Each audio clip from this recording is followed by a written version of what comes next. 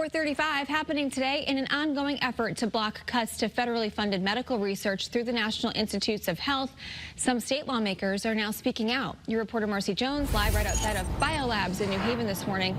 Marcy, so what are we talking about? What could be impacted most here in Connecticut by these cuts?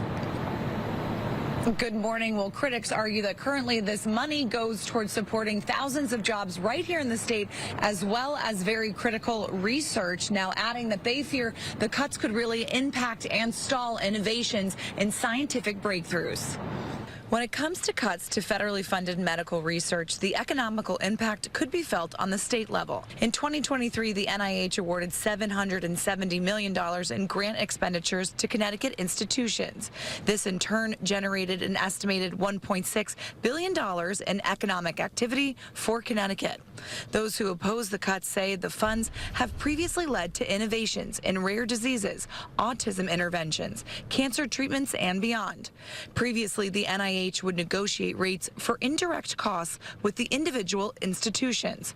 Under the NIH's new policy, indirect costs would be capped at a flat rate of 15%. Earlier this month, a federal judge actually temporarily blocked these cuts from being made by the Trump administration while dozens of lawsuits were being filed. And Senator Blumenthal is expected to make remarks here at 9:30. Make sure you stay right here on Channel 3 for the absolute latest. Your reporter in New Haven, Marcy Jones, Channel 3 Eyewitness News. All right, Marcy, thank you.